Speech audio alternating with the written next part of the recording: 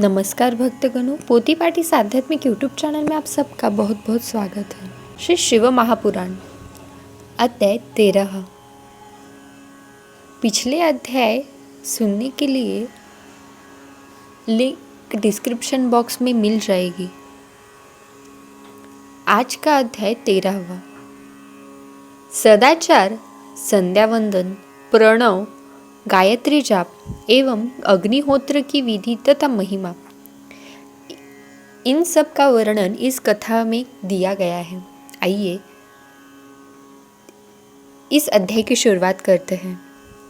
ऋषियों ने कहा, सूत जी, आप हमें वह सदाचार सुनाइए जिससे विद्वान पुरुष पुण्य लोकों पर विजय हो पाता है।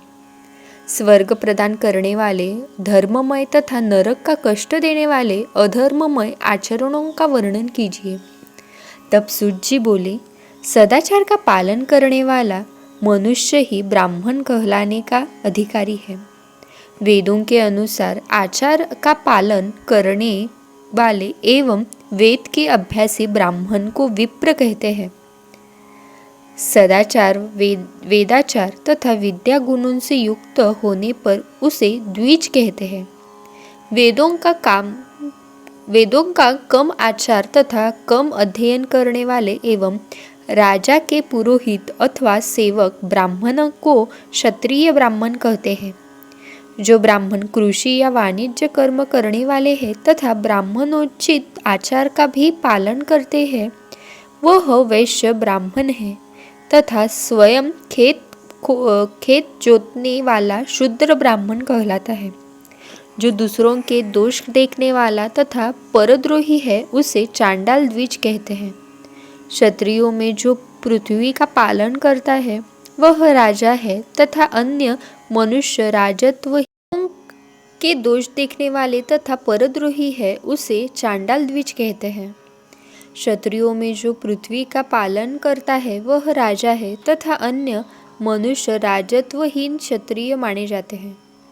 जो धान्य आदि वस्तुओं का क्रय विक्रय करता है, वह वैश्य कहलाता है।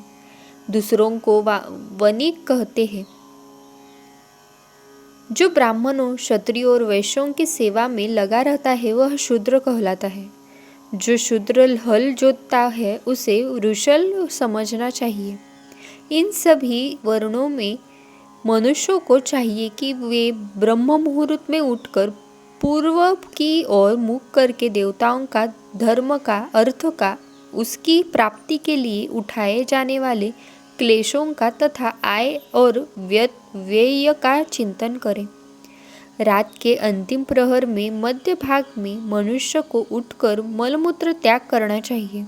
घर से बाहर शरीर को ढककर जाकर उत्तराभिमुख होकर मलमूत्र का त्याग करें। जल, अग्नि, ब्राह्मण तथा देवताओं का स्थान बचाकर बैठे। उठने पर उस ओर न देखें।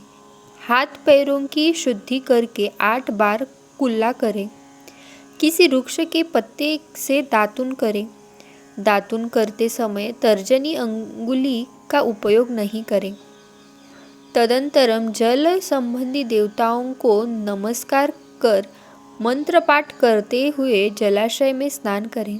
यदि कंठ तक या कमर तक पानी में खड़े होने की शक्ति न हो तो घुटने तक जल में खड़े होकर ऊपर जल छिड़का कर मंत्रोच्चार करते हुए स्नान कर तर्पण करें।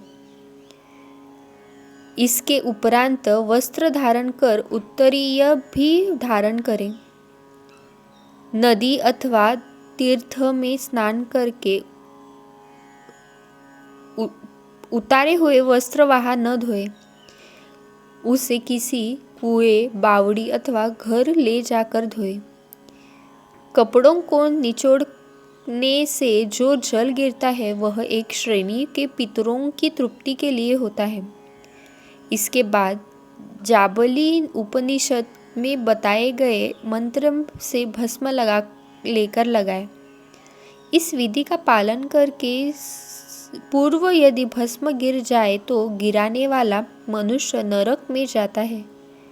आपोहिष्टास मंत्र से पाप शांति के लिए सिर पर जल छिड़कर यस्य क्षयाय मंत्र पढ़कर पैर पर जल छिड़के। आपोहिष्टा में 3 ऋचाएं हैं। पहली ऋचा का पाठ कर पैर, मस्तक और हृदय में जल छिड़के। दूसरी ऋचा का पाठ कर मस्तक, हृदय और पैर पर जल छिड़के तथा तीसरी ऋचा का पाठ करके हृदय, मस्तक और पैर पर जल छिड़के। इस प्रकार के स्नान को मंत्र स्नान कहते हैं। किसी अपवित्र वस्तु से स्पर्श हो जाने पर, स्वास्थ्य ठीक न रहने पर, यात्रा में या जल उपलब्ध न होने की दशा में मंत्र स्नान करना चाहिए। प्रातःकाल की संध्योपासना में गायत्री मंत्र का जाप करके 3 बार सूर्य को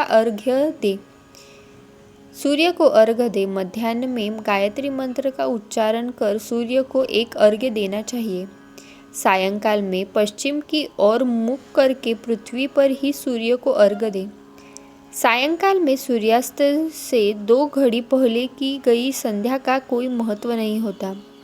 ठीक समय पर ही संध्या करनी चाहिए। यदि संध्योपासना किए बिना एक दिन बीत जाए तो उसके पश्चात हेतु अगली संध्या के समय 100 गायत्री मंत्र का जाप करें।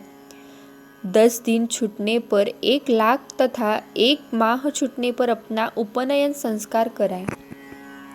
अर्थ सिद्धि के लिए ईश, गौरी, कार्तिकेय, विष्णु, ब्रह्मा, चंद्रमा और यम व अन्य देवताओं का शुद्ध जल से तर्पण करें। तीर्थ के दक्षिण में, मंत्रालय में, देवालय में अथवा घर में आसन पर बैठकर अपनी बुद्धि को स्थिर कर देवताओं को नमस्कार कर प्रणव मंत्र का जाप करने के पश्चात गायत्री मंत्र का जाप करें। प्रणव के अ, उ और म तीनों अक्षरों में जीव और ब्रह्मा की एकता का प्रतिपादन होता है। अतः प्रणव मंत्र का जाप करते समय मन में यह भावना होनी चाहिए कि हम तीनों लोकों की सृष्टि करने वाले ब्रह्मा, पालन करने वाले विष्णु तथा संहार करने वाले रुद्र की उपासना कर रहे हैं। यह ब्रह्मस्वरूप ओंकार हमारी कर्मेंद्रियों, ज्ञानेंद्रियों और मन की वृत्तियों तथा बुद्धि वृत्तियों को सदा भोग और मोक्ष प्रदान करने वाले धर्म एवं ज्ञान की ओर प्रेरित करे। जो मनुष्य प्रणव मंत्र के अर्थ का चिंतन करते हुए इसका जाप करते हैं वे निश्चित ही ब्रह्मा को प्राप्त करते हैं तथा जो मनुष्य बिना अर्थ जाने वाले प्रणव मंत्र का जाप करते हैं उनको ब्राह्मणत्व की पूर्ति होती है। इस हेतु श्रेष्ठ ब्राह्मण को प्रतिदिन प्रातःकाल 1 सहस्त्र गायत्री मंत्र का जाप करना चाहिए। मध्याह्न में 100 बार तथा सायं 28 बार जाप करें। अन्य वर्णों के मनुष्यों को सामर्थ्य के अनुसार जाप करना चाहिए। हमारे शरीर के भीतर मूलाधार, स्वाधिष्ठान, मणिपुर, अनाहत, आज्ञा और सहस्त्रार नामक सद्भावन चक्र है। इन चक्रों में क्रमश विदेश्वर, ब्रह्मा, विष्णु, ईश, जीवात्मा और परमेश्वर स्थित है। सद्भावनापूर्वक श्वास के साथ सोहम का जाप करें। सहस्त्र बार किया गया जाप ब्रह्मलोक प्रदान करने वाला है। 100 बार किए जाप से इंद्रपद की प्राप्ति होती है। आत्मरक्षा के लिए जो मनुष्य अल्प मात्रा में इसका जाप करता है वह ब्राह्मण कुल में जन्म लेता है। 12 लाख गायत्री मंत्र का जाप करने वाला मनुष्य ब्राह्मण कहा जाता है। जिस ब्राह्मण ने 1 लाख गायत्री का जाप किया हो उसे वैदिक कार्यों में लगाए। यदि एक दिन उल्लंघन हो जाए तो अगले दिन उसके बदले में उतने अधिक मंत्रों का जाप करना चाहिए। ऐसा करने से दोषों की शांति होती है। धर्म से अर्थ की प्राप्ति होती है। अर्थ से भोग सुलभ होता है। भोग से वैराग्य की संभावना होती है। धर्मपूर्वक उपार्जित धन से भोग प्राप्त होता है। उससे भोगों के प्रति आसक्ति उत्पन्न होती है। मनुष्य धर्म से धन पाता है एवं तपस्याओं से दिव्य रूप प्राप्त करता है। कामनाओं का त्याग करने से अंतःकरण की शुद्धि होती है।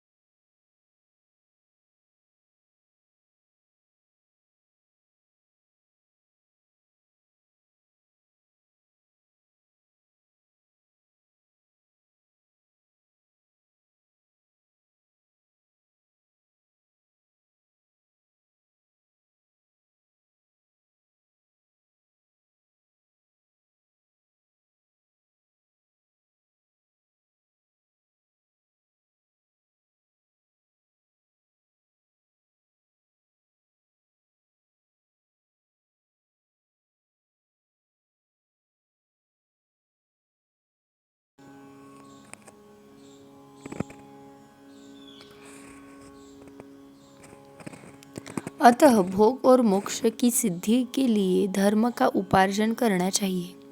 किसी ब्राह्मण को 100 वर्ष के जीवन निर्वाह की सामग्री देने पर ही ब्रह्मलोक की प्राप्ति होती है।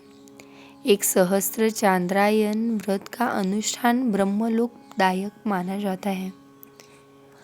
दान देने वाला पुरुष जिस देवता को सामने रखकर दान करता है, अर्थात जिस देवता को वह दान द्वारा प्रसन्न करता चाहता है, उसी देवता का लोक उसे प्राप्त होता है। धनहीन पुरुष तपस्या कर अक्षय सुख को प्राप्त कर सकते हैं। ब्राह्मण को दान ग्रहण कर तथा यज्ञ करके धन का अर्जन करना चाहिए। क्षत्रिय बाहुबल से तथा वैश्य कृषि एवं गोरक्षा से धन का उपार्जन करे। इस प्रकार न्याय से उपार्जित धन को दान करने से दाता को ज्ञान की सिद्धि प्राप्त होती है एवं ज्ञान से ही मोक्ष की प्राप्ति सुलभ होती है। गृहस्थ मनुष्य को धन धान्य आदि सभी वस्तुओं का दान करना चाहिए। जिसके अन्न को खाकर मनुष्य कथा श्रवण तथा सत्कर्म का पालन करता है, तो उसका आधा फल दाता को मिलता है। दान लेने वाले मनुष्य को दान में प्राप्त वस्तु का दान तथा तपस्या द्वारा पाप की शुद्धि करनी चाहिए। उसे अपने धन के 3 भाग करने चाहिए। एक धर्म के लिए, दूसरा वृद्धि के लिए और तीसरा उपभोग के लिए। धर्म के लिए रखे गए धन से नित्य नैमित्तिक और इच्छित कार्य करे। वृद्धि के लिए रखे धन से ऐसा व्यापार करे जिससे धन की प्राप्ति हो तथा उपभोग के लिए धन से पवित्र भोग भोगे। खेती से प्राप्त धन का 10वां भाग दान कर दे, इससे पाप की शुद्धि होती है।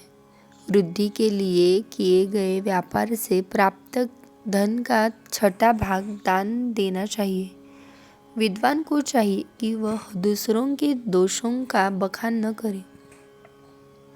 ब्राह्मण भी 2 वर्ष दूसरों के सुने या देखे हुए चित्र को कभी प्रकट न करे। विद्वान पुरुष ऐसी बात न कहे जो समस्त प्राणियों के हृदय में रोष पैदा करने वाली हो। दोनों संध्याओं के समय अग्नि को विधिपूर्वक दी हुई आहुति से संतुष्ट करे। चावल, धान्य, घी, फल, कंद तथा हविष्य के द्वारा स्थाली पाक बनाए तथा यथोचित रीति से सूर्य और अग्नि को अर्पित करें। यदि दोनों समय अग्निहोत्र करने में असमर्थ हो तो संध्या के समय जाप और सूर्य की वंदना कर ले। आत्मज्ञान की इच्छा रखने वाले तथा धनी पुरुषों को इसी प्रकार उपासना करनी चाहिए। जो मनुष्य सदा ब्रह्मयज्ञ करते हैं, देवताओं की पूजा, अग्नि पूजा और गुरु पूजा प्रतिदिन करते हैं तथा ब्राह्मणों को भोजन तथा दक्षिणा देते हैं, वे स्वर्ग के भोगी होते हैं। यहीं पर 13वां अध्याय समाप्त हुआ। हर हर महादेव।